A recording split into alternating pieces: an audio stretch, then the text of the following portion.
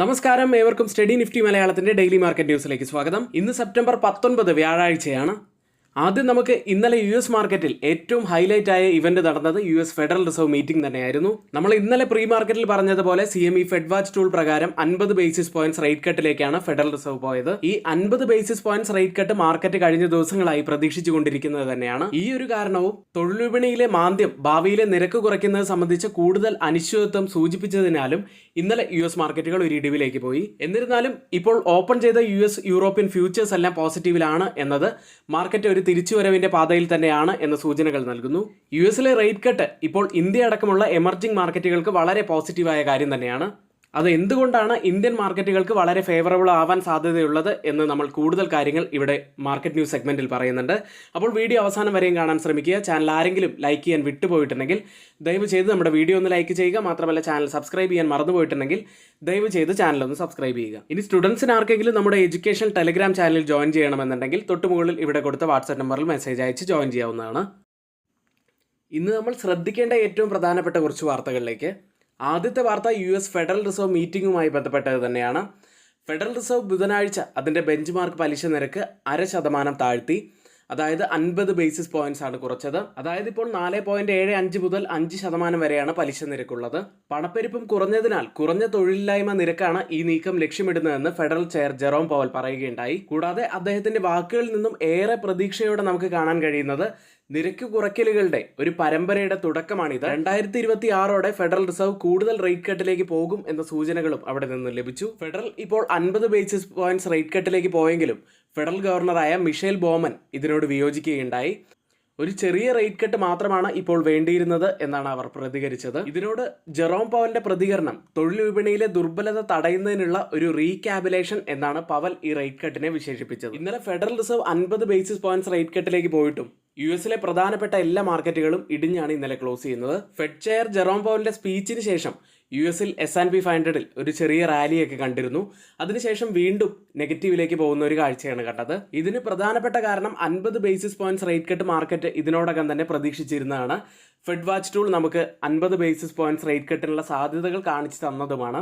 50 basis points rate cut നടന്നതോടെ ഭാവിയിൽ തൊഴിൽ വിപണി ഒരു മാന്ദ്യത്തിലേക്ക് പോകുമോ എന്ന ആശങ്കകളും അവിടെ നിലനിന്നു. ഇനി തൊഴിൽ വിപണി ഒരു മാന്ദ്യത്തിലേക്ക് പോവുകയാണെങ്കിൽ നിരക്ക് ഭാവിയിൽ വെട്ടിക്കുറയ്ക്കുന്നത് സംബന്ധിച്ച കൂടുതൽ അനിശ്ചിതത്വങ്ങൾ മാർക്കറ്റിൽ നിഴലിച്ചു നിന്നു. എന്നിരുന്നാലും ഇപ്പോൾ ട്രേഡ് ചെയ്യുന്ന US ഫ്യൂച്ചേഴ്സ് പോസിറ്റീവിലാണ് എന്നത് ഇനി മാർക്കറ്റിൽ ഒരു തിരിച്ചുവരവുണ്ട് എന്ന പ്രതീക്ഷകൾ നമുക്ക് നൽകുന്നു.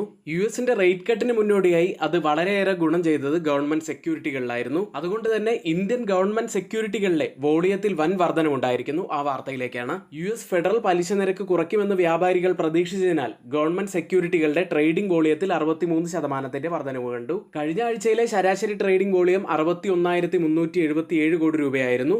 മുൻ ആഴ്ചയിലേത് അത് 37,623 കോടി രൂപയുമായിരുന്നു. ഇത് താരതമ്യം ചെയ്യുമ്പോഴാണ് ഇത്രയും വലിയൊരു വർധനവ് കാണാൻ സാധിക്കുന്നത്. ഇനി നമ്മൾ പറയുന്നത് ഏറ്റവും പ്രധാനപ്പെട്ട ഒരു കാര്യമാണ്.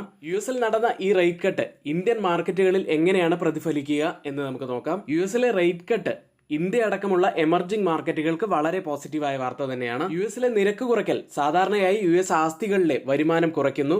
ഇത് ഇന്ത്യയെ പോലുള്ള വളർന്നു വരുന്ന എമർജിംഗ് മാർക്കറ്റുകൾക്ക് വളരെയേറെ ഗുണകരമാവാനും സാധ്യതയുണ്ട്. കൂടുതൽ ഫോറിൻ ഇൻഫ്ലോസ് ഇന്ത്യൻ മാർക്കറ്റിലേക്ക് വരും. മറ്റൊരു ഹൈലൈറ്റ് ആയ കാര്യം ഇന്ത്യൻ രൂപ കൂടുതൽ ശക്തിപ്പെടും. കൂടുതൽ ഫോറിൻ ഇൻഫ്ലോസ് വരുന്നത് ഇന്ത്യൻ രൂപയെ കൂടുതൽ ശക്തിപ്പെടുത്തുകയാണ് ചെയ്യുക. ഏതായാലും യുഎസിലെ റേറ്റ് കട്ട് ഇന്ത്യൻ മാർക്കറ്റിൽ വളരെ പോസിറ്റീവായി തന്നെ കാണാം. ഇന്നത്തെ പ്രധാനപ്പെട്ട കുറച്ച് സ്റ്റോക്ക് ന്യൂസുകളിലേക്ക്. ആദ്യം ജിൻഡാൽ സോ ആണ്. ജിൻഡാൽ സോ അതിന്റെ സബ്സിഡറി കമ്പനിയായ ഗ്രീൻ റൈ ഹോൾഡിംഗ്സിലെ മുഴുവൻ ഓഹരികളും വിൽക്കാൻ പദ്ധതിയിടുന്നു. അടുത്തത് ആദിത്യ ബിർള ക്യാപിറ്റലാണ്. ആദിത്യ ബിർള ഫിനാൻസുമായി ആദിത്യ ബിർള ക്യാപിറ്റൽ സംയോജിപ്പിക്കുന്നതിന് RBIയിൽ നിന്നും എതിർപ്പില്ല എന്നറിയിച്ചിരിക്കുന്നു. അടുത്തത് NTPC എന്ന കമ്പനിയാണ്. NTPCയുടെ സബ്സിഡറി കമ്പനിയായ ഗ്രീൻ എനർജി IPO വഴി 10,000 കോടി രൂപ സമാഹരിക്കാൻ ക്യാപിറ്റൽ മാർക്കറ്റിൽ അവരുടെ പേപ്പറുകൾ സമർപ്പിച്ചു എന്ന വാർത്ത വരുന്നു. അടുത്തത് GE ഇന്ത്യ എന്ന കമ്പനിയാണ്. പ്രൊമോട്ടർമാരായ grid equipments and GE grid alliance BV കമ്പനിയുടെ 11.7% ഇക്വിറ്റി ഓഹരികൾ ഓഫർ ഫോർ സെയിൽ വഴി വിൽക്കും. ഓവർ സബ്സ്ക്രിപ്ഷൻ ഓപ്ഷന്റെ ഭാഗമായി 3.9% വരെ ഓഹരികൾ വരെ വിൽക്കാനുള്ള ഓപ്ഷനുമുണ്ട്. അടുത്തത് IREDA ആണ്. 7% ഓഹരികൾ ക്വാളിഫൈഡ് ഇൻസ്റ്റിറ്റ്യൂഷണൽ പ്ലേസ്മെന്റ് എന്ന പ്രക്രിയയിലൂടെ വിൽക്കാൻ ഇന്ത്യൻ ഗവൺമെന്റ് തീരുമാനിച്ചു. അടുത്തത് അയോൺ എക്സ്ചേഞ്ച് എന്ന കമ്പനിയാണ്. കമ്പനിക്ക് അദാനി പവറിൽ നിന്നും 161.19 കോടി രൂപയുടെ പുതിയൊരു ഓർഡർ ലഭിച്ചിരിക്കുന്നു. അടുത്തത് നസാറ ടെക്നോളജീസ് ആണ്. കമ്പനി അതിന്റെ വളർച്ചയുടെ പാത വർദ്ധിപ്പിക്കുന്നതിനായി ഏറ്റവും വലിയ ധനസമാഹരണം പ്രഖ്യാപിച്ചു. 900 കോടി രൂപ സമാഹരിക്കാനുള്ള മുൻഗണന ഇക്വിറ്റി ഇഷ്യൂവിന് ബോർഡ് അംഗീകാരം നൽകി.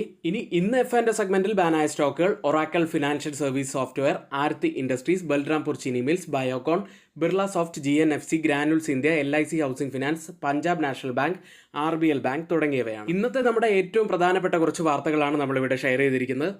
ഇനി നമ്മുടെ ലൈവ് സെഷൻ ചില ദിവസങ്ങളിൽ നമുക്ക് കണ്ടക്ട് ചെയ്യാൻ സാധിക്കാറില്ല. ചില സാങ്കേതികമായ തടസ്സങ്ങൾ വരുന്നത് കാരണമാണ് ചില ദിവസങ്ങളിൽ നമുക്ക് ലൈവ് കണ്ടക്ട് ചെയ്യാൻ സാധിക്കാത്തത്. ഇന്ന് ലൈവ് സെഷൻ ഉണ്ടായിരിക്കില്ല, പക്ഷേ തുടർന്നുള്ള ദിവസങ്ങളിൽ ലൈവ് സെഷൻ ഉണ്ടായിരിക്കും. അതുകൊണ്ട് തന്നെ നിങ്ങൾക്ക് ആർക്കെങ്കിലും ഞങ്ങളുടെ എഡ്യൂക്കേഷണൽ വ്യൂസ് ലഭിക്കണമെന്നുണ്ടെങ്കിൽ തൊട്ടുമുകളിൽ ഇവിടെ ഒരു വാട്സപ്പ് നമ്പർ നൽകിയിട്ടുണ്ട്. ആ നമ്പറിൽ മെസ്സേജ് അയച്ചതിന് ശേഷം നിങ്ങൾക്ക് ഞങ്ങളുടെ എഡ്യൂക്കേഷൻ ടെലഗ്രാം ചാനലിൽ ജോയിൻ ചെയ്യാവുന്നതാണ്. ഇന്നലെ ഫെഡറൽ റിസർവ് മീറ്റിംഗിന് മുന്നോടിയായി നിഫ്റ്റിയിൽ സംഭവിച്ച ഏറ്റവും പ്രധാനപ്പെട്ട കുറച്ച് കാര്യങ്ങളിലേക്കാണ്. IT സ്റ്റോക്കുകളാണ് നിഫ്റ്റിയെ ഡ്രാഗ് ചെയ്തത്. ഫിനാൻഷ്യൽസ് ആണ് നിഫ്റ്റിയെ രക്ഷിച്ചതും. മിഡ് ക്യാപ്പ് 428 പോയിന്റ്സ് ഇടിഞ്ഞു. സ്റ്റോക്കുകളിൽ മൾട്ടിപ്പിൾ ഡെപ്റ്റ് സെറ്റിൽമെന്റിനെ തുടർന്ന് റിലയൻസ് പവർ 5% ഉയർന്നു. റിലയൻസ് ഇൻഫ്ര 20% ഉയർന്നു. പോസിറ്റീവ് ബ്രോക്കേജ് നോട്ടിനെ തുടർന്ന് ബജാജ് ഫിനാൻസ് 3.5% ഉയർന്നു. വൻ ലിസ്റ്റിംഗ് ഗെയിൻസിന് ശേഷം ബജാജ് ഹൗസിംഗ് ഫിനാൻസ് ഇന്നലെ 5% ഇടിഞ്ഞു. പുതിയ ഹൈഡ്രോ സ്റ്റോറേജ് പ്രൊജക്ടിനെ തുടർന്ന് ടൊറന്റ് ഫാർമ 8% ഉയർന്നു. നിഫ്റ്റിയിലേക്ക് 25,377 41 പോയിന്റ്സ് ഇടിഞ്ഞാണ് നിഫ്റ്റി ക്ലോസ് ചെയ്യുന്നത്. പുതിയ ഓൾ ടൈം ഹൈ ആയ 25,482 ഇന്നലെ ടച്ച് ചെയ്യുകയുണ്ടായി. പക്ഷേ കഴിഞ്ഞ ഏതാനും ദിവസങ്ങളിലെ പോലെ തന്നെ ഹയർ ലെവലിൽ നല്ല സെല്ലിംഗ് പ്രഷർ കാണാമായിരുന്നു. ഡൗൺ സൈഡിൽ 25,300 പ്രധാനപ്പെട്ട ഒരു ലെവൽ തന്നെയാണ്. കൂടാതെ 40 ഹവർ EMA ഉള്ളത് 25,310 ലെവലിലാണ്. അതുകൊണ്ട് ആ ഒരു ലെവൽ നമ്മൾ പ്രത്യേകം ഡൗൺ സൈഡിൽ ശ്രദ്ധിക്കേണ്ട ഒരു ലെവലാണ്. അടുത്തതായി കൂടുതൽ ഓപ്പൺ ടെസ്റ്റ് രേഖപ്പെടുത്തിയ കോൾ സൈഡിലെ രണ്ടാമത്തെ സ്ട്രൈക്കായി 25,500 അപ്പ് സൈഡിലെ പ്രധാനപ്പെട്ട ഒരു റെസിസ്റ്റൻസ് ആയി വരുന്നത്. അതായത് ഓൾ ടൈം ഹൈ ലെവലായി 25,500 മുകളിൽ സസ്റ്റെയിൻ ചെയ്ത് കഴിഞ്ഞാൽ മാത്രമേ നിഫ്റ്റിക്ക് കൂടുതൽ സ്ട്രെങ്ത് ലഭിച്ചു എന്ന് നമുക്ക് വിലയിരുത്താൻ കഴിയുകയുള്ളൂ. ഡൗൺ സൈഡിൽ മറ്റൊരു പ്രധാനപ്പെട്ട ലെവൽ വരുന്നത് 20-ഡേ EMA ആണ്. 25,100 20-ഡേ EMA ഉള്ളത്. അടുത്തതായി മാക്സിമം ഓപ്പൺ ടെസ്റ്റ് രേഖപ്പെടുത്തിയ കോൾ സൈഡിലെയും പുട്ട് സൈഡിലെയും സ്ട്രൈക്കുകളിലേക്കാണ്. 26,000 കൂടുതൽ ഓപ്പൺ ടെസ്റ്റ് രേഖപ്പെടുത്തിയിരിക്കുന്ന ആദ്യത്തെ സ്ട്രൈക്ക് ഉള്ളത്. അതിനുശേഷം 25,500 സ്ട്രൈക്കിലും അതിനുശേഷം 25,400 സ്ട്രൈക്കിലുമാണ്. പുട്ട് സൈഡിൽ കൂടുതൽ ഓപ്പൺ ടെസ്റ്റ് രേഖപ്പെടുത്തിയിരിക്കുന്ന ആദ്യത്തെ സ്ട്രൈക്ക് 25,000 അതിനുശേഷം 24,500 സ്ട്രൈക്കും അതിനുശേഷം 25,300 സ്ട്രൈക്കിലുമാണ്. ഓപ്പൺ ടെസ്റ്റ് ഡാറ്റ പ്രകാരം റെസിസ്റ്റൻസ് ആവാൻ സാധ്യതയുള്ളത് 25,500, സപ്പോർട്ട് ആവാൻ സാധ്യതയുള്ളത് 25,300. നിഫ്റ്റിയിൽ ഇന്നലെയും ഒരു ഡോജി ക്യാൻഡിൽ തന്നെയാണ് ഫോം ആയിരിക്കുന്നത്. ഇൻഡിസിഷൻ തന്നെയാണ് ഇത് സൂചിപ്പിക്കുന്നതും. അടുത്തതായി change in open test data പ്രകാരം കോൾ സൈഡിലും പുട്ട് സൈഡിലും വന്ന വ്യത്യാസങ്ങളാണ് പരിശോധിക്കുന്നത്. ആദ്യം ATM സ്ട്രൈക്കായി 25,400 32% ഇടിവാണ് പുട്ട് സൈഡിൽ കാണുന്നത്. ഒരു ലോങ് അൺവൈൻഡിങ് ആണത്. എന്നാൽ കോൾ സൈഡിൽ 15% വർധനമാണുള്ളത്. ഒരു ഷോർട്ട് ബിൽഡപ്പാണത്. 25,350 സ്ട്രൈക്കിൽ 2% ഇടിവ് കാണാം. ഒരു ലോങ് അൺവൈൻഡിങ് തന്നെയാണ് ആ സ്ട്രൈക്കിലും ഉള്ളത്. 85% വർധനവ് കോൾ സൈഡിൽ ഒരു ഷോർട്ട് ബിൽഡപ്പ് ഉണ്ട്. 25,450 സ്ട്രൈക്കിൽ 43% ഇടിവ് പുട്ട് സൈഡിൽ ഒരു ലോങ് അൺവൈൻഡിങ് ആണ്. എന്നാൽ കോൾ സൈഡിലും ഒരു ഇടിവ് തന്നെയാണ് കാണുന്നത്. പക്ഷേ 12% മാത്രം ഇടിവാണ്. അതിൽ ഒരു ഷോർട്ട് കവറിംഗ് ആണ് നമുക്ക് കോൾ സൈഡിലും കാണാൻ കഴിയും. ഈ 3 സ്ട്രൈക്കുകളും കമ്പയർ ചെയ്യുമ്പോൾ മാർക്കറ്റിനെ മുകളിലേക്ക് കൊണ്ടുപോകാൻ കഴിവുള്ള പുട്ട് സെല്ലേഴ്സ് വീക്കാണെന്നും കോൾ സെല്ലേഴ്സ് കുറച്ച് സ്ട്രോങ് ആണ് എന്നും കാണാം. ബാങ്ക് നിഫ്റ്റിയിലേക്ക് ഇന്നലെ കൂടുതൽ സ്ട്രെങ്ത് കാണിച്ചത് ബാങ്ക് നിഫ്റ്റി മാത്രമായിരുന്നു. 561 പോയിന്റ്സ് ആണ് ഉയർന്നത്. കഴിഞ്ഞ 5 ദിവസം നിഫ്റ്റി 1.25% ഉയർന്നത്. എന്നാൽ ബാങ്ക് നിഫ്റ്റി 2.8% ഉയർന്നു. ഇതിൽ നിന്ന് തന്നെ ബാങ്ക് നിഫ്റ്റിയാണ് ഇപ്പോൾ കൂടുതൽ സ്ട്രെങ്ത് കാണിക്കുന്നത് എന്ന് മനസ്സിലാക്കാം. കൂടാതെ ഇപ്പോൾ എല്ലാ കീ മൂവിംഗ് ആവറേജുകൾക്ക് മുകളിലായിട്ടാണ് ബാങ്ക് നിഫ്റ്റി ട്രേഡ് ചെയ്യുന്നതും. മാക്സിമം ഓപ്പൺ ഇൻട്രസ്റ്റ് രേഖപ്പെടുത്തിയ കോൾ സൈഡിലെയും പുട്ട് സൈഡിലെയും സ്ട്രൈക്കുകളിലേക്കാണ്.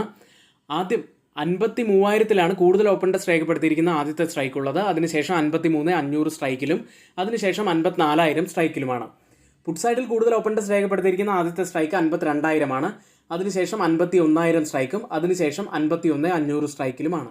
ഓപ്പൺ ഇൻട്രസ്റ്റ് ഡാറ്റ പ്രകാരം ഒരു റെസിസ്റ്റൻസ് ആവാൻ സാധ്യതയുള്ളത് 53,000, സപ്പോർട്ട് ആവാൻ സാധ്യതയുള്ളത് 52,000. ഇന്ത്യ വിക്സിലേക്ക് ശക്തമായിട്ടാണ് ഇന്ത്യ വിക്സ് ഇന്നലെ ഉയർന്നത്. 13.37 6.22% ഇന്നലെ ഉയർന്നത്.